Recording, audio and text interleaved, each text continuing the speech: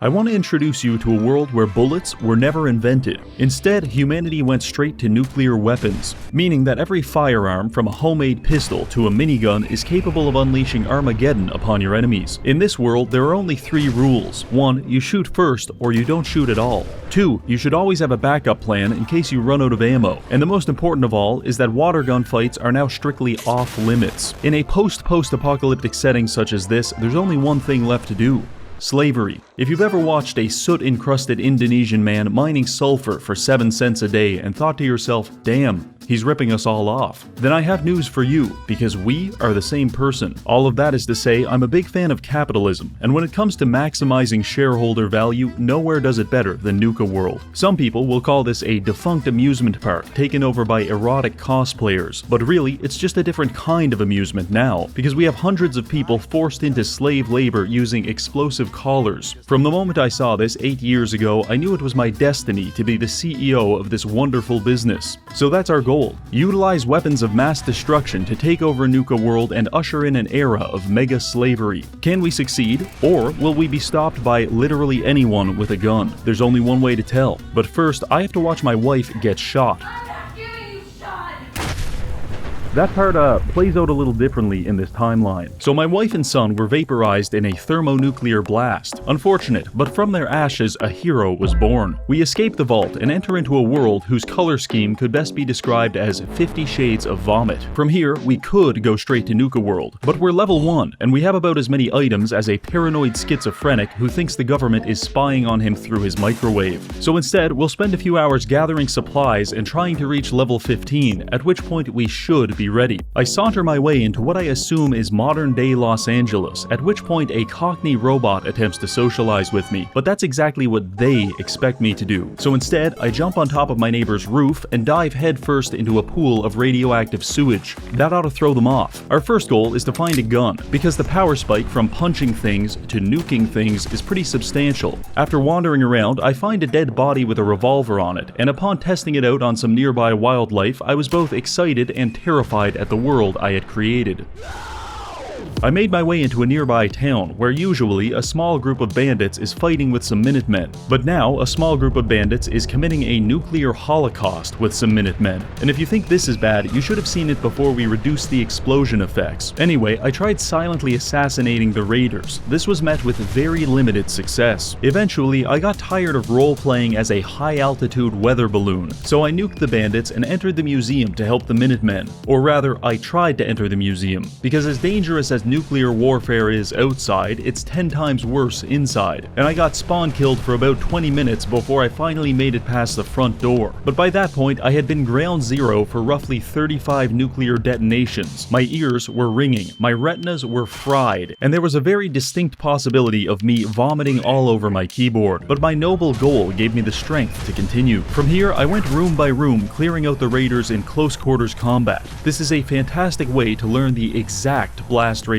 of a nuclear bomb, because if you're off by even an inch, your limbs will eject from your body like rocket-propelled grenades. Eventually, I made it to Preston Garvey, who wasted no time complaining about how hard his life is. Just wait until he hears about my plans for Nuka World. Preston had me climb up to the roof and equip this suit of power armor. I was feeling very confident until a drug-fueled maniac popped out from around a corner and gave me both barrels of his shotgun, a phrase which has recently intensified in meaning since each pellet is now its own nuke. Honestly, I had a lot of difficulty at this section, because the minigun takes half a second to spin up, and if a raider happens to squeeze out even a single shot in that time, it's all over. But if I've learned anything from watching a homeless man avoid arrest by drinking his vodka out of an antifreeze bottle, it's that necessity breeds innovation. Come to think of it, that might have actually just been antifreeze. Regardless, I pioneered a new combat strategy, that is, the mortar technique. Instead of shooting at my enemies, I just kind of carpet bombed the entire town with poorly aimed artillery. And it worked really well. From here, I jumped off the roof and did my best to crush Preston like an ant. What are you, crazy? When that failed, I settled for finishing off the raiders and laughing at the Deathclaw's attempt to intimidate me. Following this, I went inside, Preston thanked me, and Mama Murphy gave me the perfect setup for a joke. We're all gonna die eventually. Yep. After reloading, we all went to Sanctuary and started drinking from the same toilet bowl, because we are now friends. In fact, Sturgis asked me if I could build everyone some beds so they didn't have to sleep underneath bridges and inside of burnt-out cars. I looked him straight in the eye and said I would do that. Of course, I was lying. In fact, I immediately left Sanctuary and never contacted any of these strange people again in my entire life. At this point, we're level 3 and I've got a decent selection of guns, but I'd still like to gain access to some better perks before taking on Nuka World, so I began doing odd jobs around the wasteland. First mission, a filthy woman wants me to go to this place and kill all of these people. No problem. I travel to the Corvega factory and start using my mortar technique to soften up their defenses. It takes only 9 seconds for me to accidentally nuke myself. That's a personal best. Eventually, I make my way inside and begin atomizing the inhabitants while the building vibrates violently with each shot. Luckily, the other raiders convinced themselves it was just the wind. Now you might think the best weapon for room clearing would be a shotgun, but you'd be wrong, and I found this out the hard way, because the spread on a shotgun means it's almost impossible to aim it straight, and despite your best efforts, you will hit either the floor or the ceiling, and the resulting blast will almost certainly turn you into a human jigsaw puzzle. This happened to me more times than I'd like to admit, before I begrudgingly filed the double-barrel shotgun next to Reggie Meetup in the category of things that sound fun but will probably get me killed. I also tried hacking into this cute little security robot so he could help me clear out the bandits. He lasted all of 3 seconds before they murdered him in cold blood.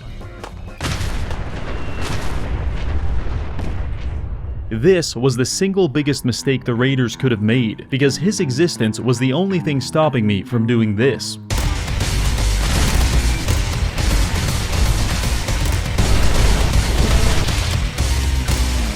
Yes indeed, the bandits were dead. Completing this quest got us to level 6 and allowed me to unlock the Mysterious Stranger perk, which is now substantially more satisfying because yes, he does shoot nuclear bombs. This was good, but we still have a long way to go, so I continued on my quest to convert every living being into experience points. It went a little like this. I start the day with some train yard hobos. First you shoot them, then you beat them. 8 experience each. Also, tried my hand at cattle wrangling. I think I'm a natural. A shipyard? Break into a shipyard. It's full of murder crabs. Now it's not. Apparently, the owner was trying to domesticate them by playing soothing messages on the PA. It didn't work. That was a lot of effort. Let's go ahead and take a rest for the night in this old building. Never mind, the universe hates us and we've just been ambushed in our sleep by attack dogs. Plunge the world into nuclear winter in retaliation. After that, I went to Bunker Hill where I spent 20 minutes marveling at the ugliest human being I have ever seen. Which is strong words coming from someone who looks in the mirror every morning. Once I was done, I went to the Drumlin Diner to try to negotiate peace between some raiders and the store owner. When I told the lady I wouldn't be taking her side, she presented me with a very compelling argument. Oh my god, what the fuck? But 2 can play at that game.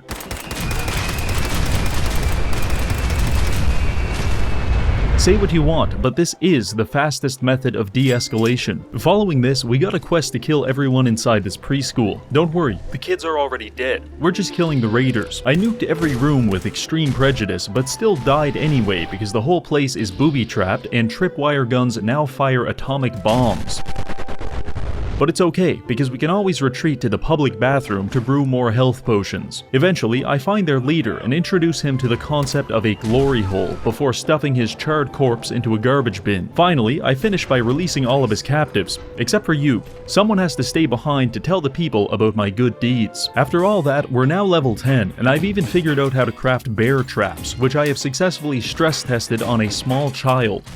Works like a charm. Let's finish up a few more quests and then go straight to Nuka World. I was in Bunker Hill admiring the absolute girth of this man's biceps when I was approached by Edward Deegan. He took me to Cabot House to accept a quest from John Cabot, who wants us to steal some secret serum from a psychotic gentleman living in a shack on top of a hill. Which is fine. However, John bears a striking resemblance to the Zodiac Killer, and so I wasn't sure if I could trust him. That's why I covertly stole and hid exactly 1 of his pool balls. If he betrayed betrays me, he'll never get this back, and the loss of a singular ball in an otherwise perfect set will almost certainly drive him to a suicidal rage. This is what we call establishing collateral. Anyway, I went to the insane guy's shack to get the serum, but an acorn fell on the ground and it spooked me, so I spent the next 55 seconds nuking the man's house until I stopped getting hit markers.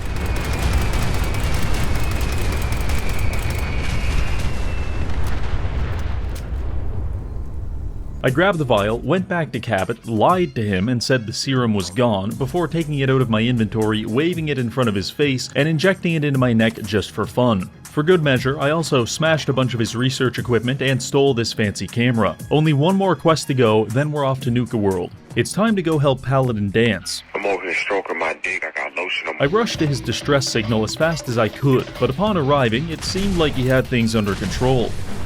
Hi.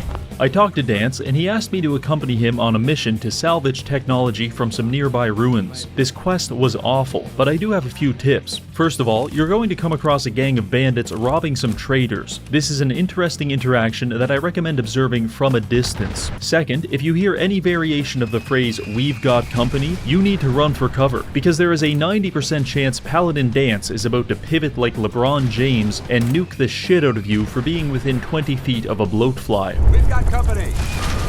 If and when you do finally make it to the destination, the synths inside are very dangerous, so I recommend a tactical approach, such as watching through a sheet of plexiglass as Paladin Dance does all the hard work. Also, when you get to the basement, don't forget to accidentally melt off Dance's face with this rocket exhaust. Trust me, he actually likes it. After that, you just go upstairs, grab the tech, and it's all over. It's not a great quest, but it does give us the junk jet, which is some kind of pneumatic catapult for weaponizing random garbage. While it doesn't fire atomic bombs, it does allow me to kill my opponents by cracking them in the forehead with dirty cigarette trays, which is something that resonates with me deeply. Finally, we're now level 16 with maxed out luck, a few helpful perks, and a new rifle that has a 50-round drum mag along with a bayonet for close quarters combat. But before we go any further, I need to warn you about something, because the fine people at Makeship have infiltrated my apartment, stolen my genetic material, and created hundreds of clones of me that are conveniently the correct size and shape to fit inside of a mason jar. But you wouldn't do that to me, right? Anyway, for a limited time, we're going to be selling these Reggie plushies, and I highly recommend picking one up. But Reggie, what can I use this for? Well, I like to use mine as my own personal hostage. You see, he's relatively small, which makes him very easy to overpower. Sometimes I also like to wave a big knife in front of his face. It fills me with a sense of control that I've long since lost in my life. Also, he has no legs with which to run, no mouth with which to scream, only eyes with which he may observe me perform my elaborate war dances as I prepare to take his life. But if that's not exactly your style, he also makes a pretty good stress ball. So you've got 30 days to take me hostage. Do you think you have what it takes? If so, click the pinned link in the comments and put yourself down for as much of me as you think you can handle. Then, prepare yourself. Now back to the video. I arrived at the Nuka World Transit Center with determination, because from here we can take a tram to the amusement park. The only thing stopping us is a small army of bandits, robots, and rooftop snipers. I must have died about 15 times at this part before I settled on just firing 30 nukes into the sky and hiding in a parking garage while all of my enemies were turned to ash. I made my way down to the tram, where this guy was telling me raiders had taken his family hostage at Nuka World. Apparently he escaped but was shot in the process, but the fact he didn't have a single drop of blood anywhere on his body led me to believe this man was a liar. So I politely excused myself, loaded up my junk jet with steel ingots, and then came back and pulverized his heart with a high-velocity metal slug. Now his story about being wounded is a lot more believable. After this, I jumped on the tram and it took me to the promised land. I arrived and it was beautiful. A voice came over the speaker and told me two things. One, I'm trapped, and two, the only way to escape is to survive the gauntlet. I surveyed my surroundings and found the dead bodies of several half-eaten male prostitutes. So I'm going to go ahead and say my chances aren't great, but let's give it a shot. Room 1. A large lobby full of rusted junk. If the tetanus doesn't kill you, the machine gun turrets firing nukes definitely will. Also, the ceilings are very low, which makes it easy for you to blow yourself up, so I recommend using VATS. Even if your chance to hit is low, it doesn't really matter, because atomic bombs are more of a to whom it may concern type weapon anyway. After that, it's on to room 2. This room was supposed to be armed with several booby traps. However, the nuclear detonation we unleashed on the last room seems to have spilled over and disabled most of them. The key word being most. After reassembling my body parts, I moved to room 3, which presented us with 3 doors to choose from. Door 2 was a room full of human heads which appear to have been decapitated in the middle of nutting, while door 3 contained a bouquet of live grenades. I'm flattered. Escaping through door 1 led us to a radiation room which was giving me 60 rads per second. In order to avoid developing stage 4 League of Legends, I took a near lethal dose of radiation medication and ran around in a fugue state until I found the keys to escape. Next was a maze full of bizarre traps and animatronic aliens. Fairly simple, just don't underestimate the overgrown rats, because they will not hesitate to put you down. After this was a tunnel full of landmines. Sprint through it at top speed and across this definitely up to code wooden bridge. Uh-oh, it collapsed and you're now being attacked by shellfish. Assert terrestrial dominance before proceeding to the hardest room of all, the gas chamber. It's here where we get locked into a room which is quickly filling with phosphine gas. If we don't get through this door in the next 30 seconds, we'll be dead. So here's the plan. Take a bunch of drugs to numb the pain of your lungs being dissolved. Stab all these bugs while making sure to fill your pockets with their succulent meat for later. And then hop on this computer and open the escape door. That leads us to a shed full of flying ants, which are surprisingly difficult to hit with a nuke. The torture of this room is a little more abstract, but it's very real nonetheless. Then quickly run through this cage area while people shoot at you from above. Just kidding, you can't do this quickly and you're going to die at least a dozen times. But after that, we're finally at the last stage of the gauntlet. See that guy down there in the power armor covered in blood? Yeah, we're going to fight him and he's invincible. But we have a secret weapon. It's not a high-powered rifle or even a rocket launcher. Instead, our secret weapon is a plastic water gun. The plan, in theory, is that our enemy is receiving power to his suit from this exposed electrical line, and if we can cover him in water, well, that probably wouldn't be very good. Alright, let's give it a shot. They counted us down and opened the gates, at which point I charged headfirst into my opponent.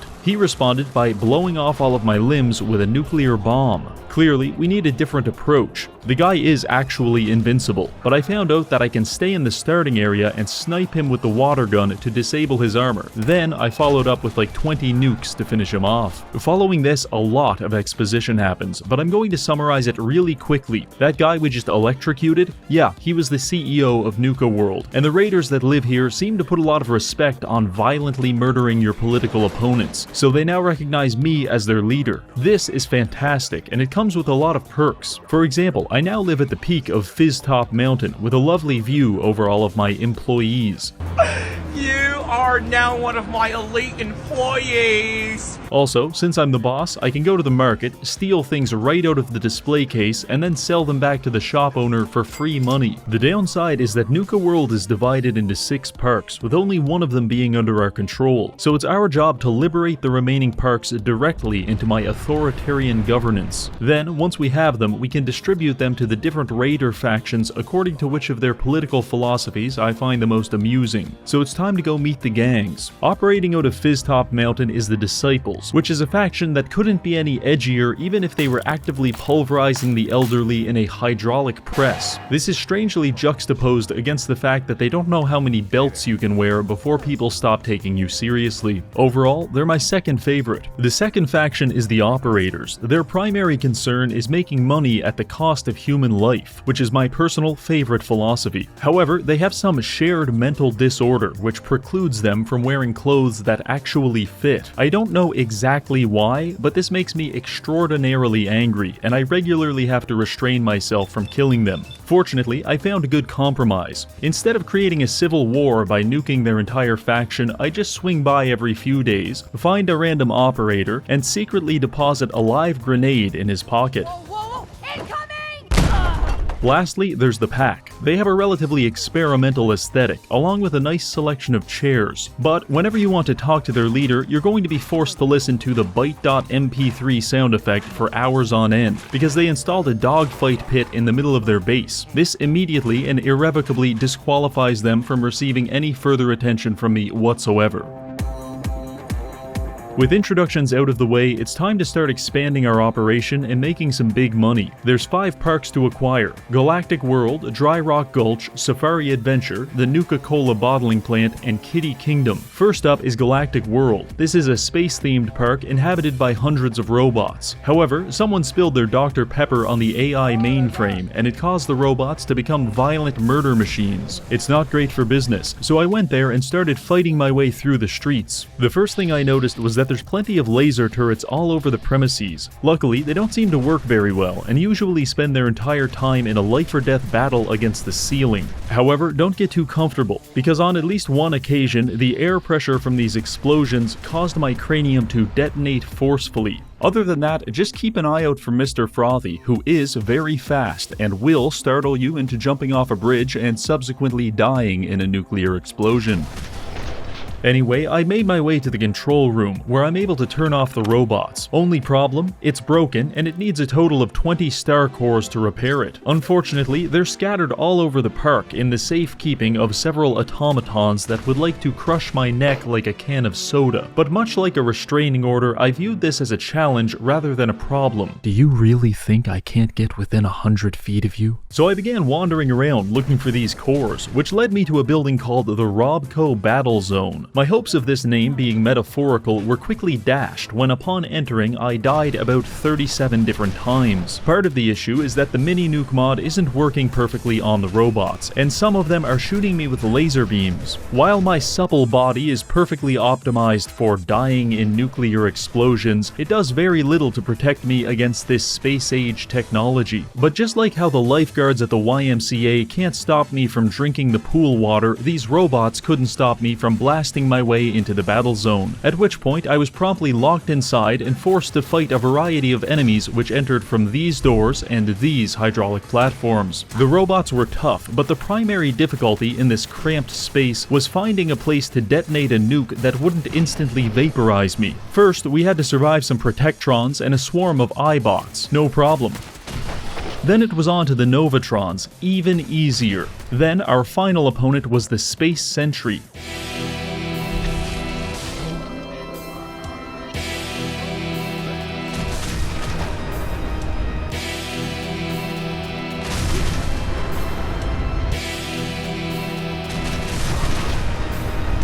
Yeah, he got the better of me. But as the saying goes, fool me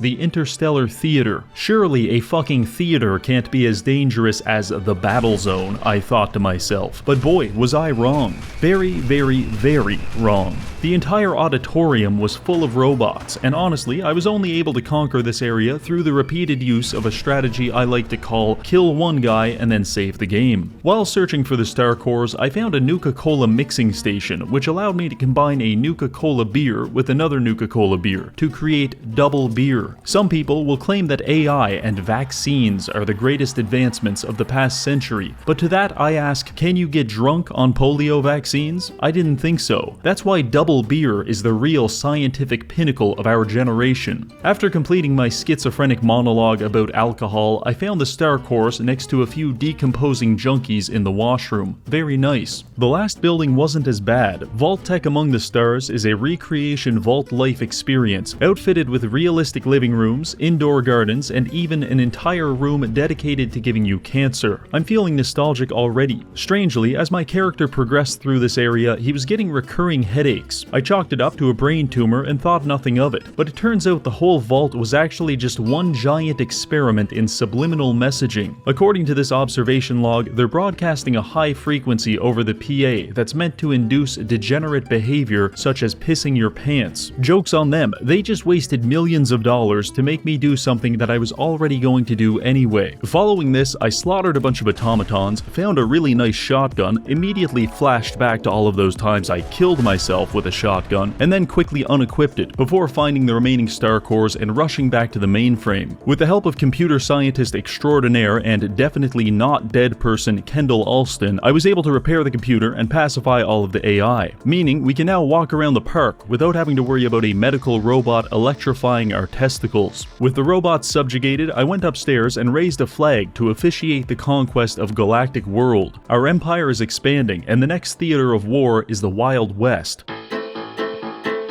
Dry Rock Gulch is an arid wasteland inhabited primarily by dead bodies, which should make it an easy target. So I made my way there and quickly realized where all the dead bodies came from, because within moments of arriving I was attacked by subterranean bloodworms. Yeah, these little bastards tunnel around underground and then ambush you when you least expect it, which means they're either underground, so you can't kill them, or they're firmly latched onto your jugular vein in such a way that makes using a nuclear bomb seem a little too risky. In this case, I recommend treating the entire area as a high-stakes game of the floor is lava. Eventually, I came down to chat with the sheriff, who informed me that he'll give us the park if we can get rid of the bandits coming out of this building. One problem, the building is locked, and I need combination codes from the Giddy Up Kid, One-Eyed Ike, and Phosphorus Pete to gain entry. I really wish he told me this before I carpet bombed the entire park, because I'm pretty sure I killed all of those people. This was an irritating development, but my anger quickly faded after the sheriff appointed me as his deputy and gave me this excellent cowboy outfit. Upon reloading the save, I found the Giddy Up Kid, who explained that some cattle rustlers had stolen his loyal steed, and he wants me to bring it back. In case you're wondering, he's talking about an inanimate object, but it was like 4 AM at this point in the recording, so I just played along with it. Rustle up some horses for you, huh, cowboy? I'll be back before sundown. I searched the grounds for all of 13 seconds before finding the torso of a Giddy Up Buttercup stuffed inside this man's anal cavity. I grabbed it and dropped its dismembered body inside the horse pen. Our friend was mildly dismayed. What happened to Giddy Up Buttercup? They butchered her up like a cow. But he still gave us his part of the combination code, so I don't really care. Next, I sauntered into a saloon where I met Phosphorus Pete. He wants us to deliver some Nuka-Cola to the residents of Dry Rock Gulch. No problem. The people of Dry Rock Gulch. And before you ask, yes, all of the people we delivered soda to were in fact dead bodies, which I made sure to tell Pete. I'm afraid everyone's dead. Well, that ain't good. Doesn't matter though, the quest is done and Pete rewarded us with his code along with a large quantity of alcoholic Nuka-Cola, which I quickly became addicted to. From here, I sought out One-Eyed Ike to complete our final test, which, much to my dismay, would be a duel at 10 paces. Ike gave me a 44 Magnum and started counting down, but unfortunately I was still stun-locked by the idea that an amusement park mascot was programmed to hand out loaded revolvers to children before shooting them, which resulted in Ike getting the better of me. Second attempt at the duel, I won, but I won a little too hard, and Ike wasn't alive to give me his code. Third time's the charm. For this, I decided to swap to the junk jet, and after blasting Ike in the head with a steel ingot and an empty beer bottle, he conceded defeat and gave me the final piece of code. Now we can enter this mine shaft, destroy the Bloodworm Queen, and claim Dry Rock Gulch. Honestly, this part was pretty easy. There's really only two things you need to do. One, make sure you break into the office so you can equip this cool duster and pretend you're playing an actually good Fallout game. And this last thing should go without saying, but do not jump in the pit full of dead cows, because they'll erupt with dozens of bloodworms and it makes for a very stressful experience. Other than that, I just nuked everything inside and completed the quest. Not too bad. After raising the flag, we're all done at Dry Rock Gulch and on to the next target, Safari Adventure. I approached the park and observed a man doing battle with a large creature. I chased it off by shooting it with 3 nukes, all of which it survived. This was not a good sign. Anyway, the guy started talking to me, and from a distance I had assumed he was some kind of male stripper, meant to appeal to the female fantasy of being bludgeoned to death with a sledgehammer. But actually, he's just a caveman who was raised by gorillas, which is marginally more believable. His name is Cedo, and he used his caveman dialect to explain that Safari Adventure is overrun with gator claws that are being cloned in a big triangle house, and I need to disable the cloning machine to claim the park. I briefly considered putting a revolver in my mouth as a preferable alternative, but after I heard him using 150% of his brain power to forcibly enunciate the word facility, I felt bad and accepted the quest. Facility. So I set out searching for a key to the triangle house, and thankfully the gators weren't much of a problem. I mean, they didn't have any nukes, which was a pretty big deal right off the bat. However, they are very tanky, so just use literally any gun that goes full auto and you should be absolutely fine. In fact, if you want to make it especially simple, you can just go to the top of this treehouse and firebomb the entire map. Honestly, I think the hardest battle I had here was against my alcoholism that I had acquired in Dry Rock Gulch. Eventually I found the key, let myself into the cloning facility, and started clearing it out. I felt kind of guilty for slaughtering all these dumb animals with nuclear weapons, so I thought I'd try fist fighting one of them just to get my anger levels back up again. It worked like a charm. Anyway, I blasted some gators, hacked into this computer, and turned off the cloning device. I told Cito the good news, and he was so excited that he gifted me a rocket-propelled aluminum bat that presumably he has engineered himself. Not really clear on that. What I am clear on is that the park now belongs to us. On that note, let's go to the fourth park, the Nuka-Cola bottling plant. An industrial complex which, judging by the automated turrets and unmarked minefields, was probably run by Jeff Bezos. There's also a little section called the World of Refreshments, which I spent some time exploring. And by exploring, I mean I was pulverizing crustaceans to death with a baseball bat. Back outside, I was feeling a little guilty about the power disparity between myself and the crabs, so I decided to handicap myself by asserting my vertebrate dominance with nothing but a flare gun. This was a massive mistake, because out of the lake emerged the Queen Mirelurk, and she's pretty tough. A direct hit with the nuke does about 10% damage, and sometimes she likes to spit acid on me and melt off all of my skin. And as if that wasn't bad enough, she has a whole harem of Mirelurk kings to chase me down and pound the shit out of me while I'm reloading. However, I navigated this problem by applying my universal solution, which was to take a lot of drugs and run really fast. This helped create some distance, which allowed me to pick off the ads before circling back and slow motion nuking the Queen Mirelurk to an early retirement. I cannot imagine how embarrassing it must be to have your entire colony destroyed by this dickhead, but luckily she won't have to worry about that, because she's dead and the bottling plant is now ours. On to the next target.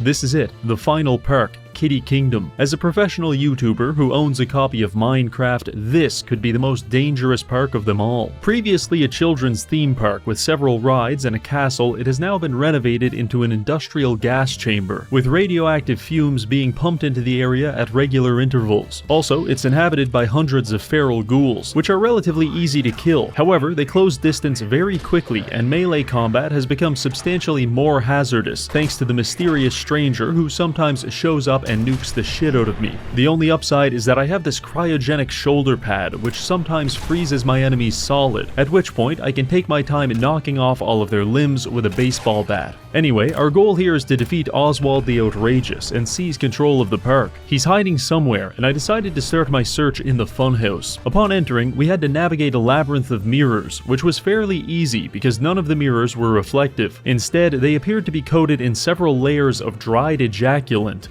However, while I was marveling at the artisanal craftsmanship of the mirrors, I failed to notice the several landmines scattered about the floor.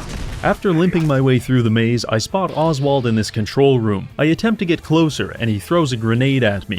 What a dick. From here, I engage in what was either high-level platforming or low-level astronaut training, before entering the hallway of hypnosis. I won't lie, this part was actually mildly disorienting. In fact, at one point, I had to use a dead guy just to confirm I wasn't actually hallucinating. I fumbled my way through this section and into a spinning room with about 24 doors all around it. One door led to that thing that happens when you open OBS. Another presented us with the illusion of a happy family. And of course, there was the classic room full of flamethrowers, positively delightful. By the time I found the correct door, Oswald had already escaped, so I moved on to search for him in King Cola's castle.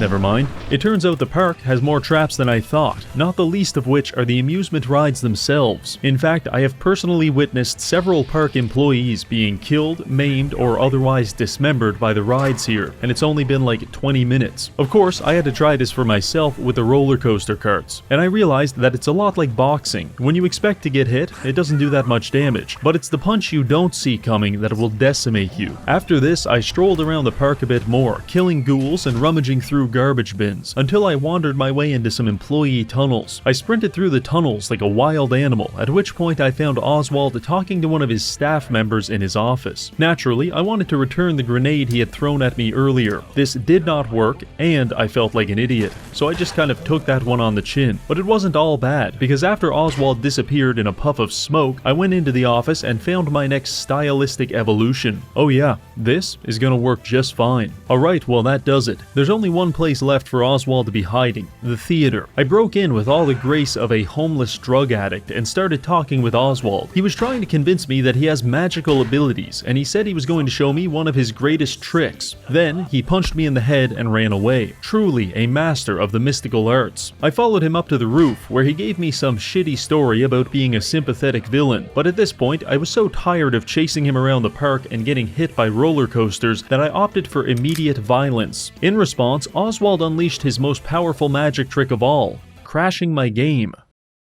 3 minutes later, we were back, and the fight was on. Oswald was much higher level than me, and he had a grand time cutting off my limbs with his fancy sword. However, I managed to counter this by simply jumping over a railing, at which point he could no longer stab me. His method of coping with this was to bathe me in Molotov cocktails, but they don't hurt that much, and I've got enough drugs to stay up here for weeks. I am aware that this tactic borders on cheating, so I'm prepared to negotiate. Instead of staying up here and nuking Oswald into oblivion, I will instead empty out the entire contents of my junk section into the junk jet and kill Oswald with the physical manifestations of my hoarding disorder. This included everything from light bulbs to rolls of duct tape, but the primary ingredient was 156 stacks of pre-war money, which I spent the next 20 minutes bouncing off Oswald's head. This was very enjoyable, albeit not especially effective, because Oswald seems to legitimately be invincible. I shot him with 200 junk items, he barely noticed, ran him into 6 fragmentation mines, he walked it off, and even when I got desperate enough to nuke him, he would just reset his health bar. This kind of freaked me out, so I panicked and shot him like 50 times, at which point I realized he wasn't damage immune, just damage resistant, and now he's dead. I stole his clothing in order to complete my Charlie and the Chocolate Factory cosplay, and quickly raised the flag on Kitty Kingdom, indicating our complete conquest over Nuka World. All that's left to do is to go to the power station and press the big red button to finally power up the park. And just like that, we are the CEO of the world's finest slavery-themed amusement park, which gives us quite a few benefits. For example, all of the rides are now operational.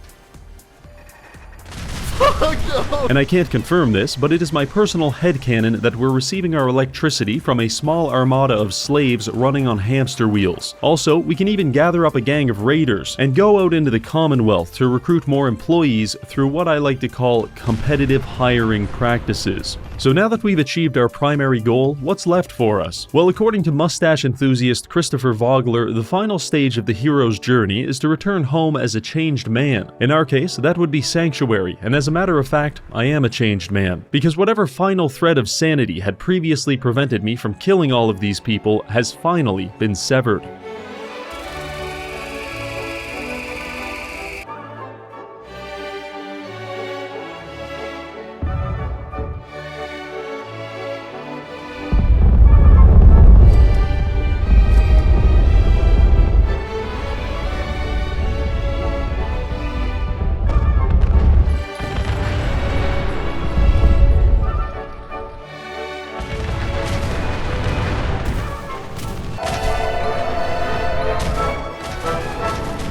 Well, it's finally over. We've conquered a world where the only projectile ever invented was nuclear bombs. I want to thank this month's patrons for supporting the channel. Don't forget to check out Makeship to purchase and abuse my likeness. And finally, thank you for watching.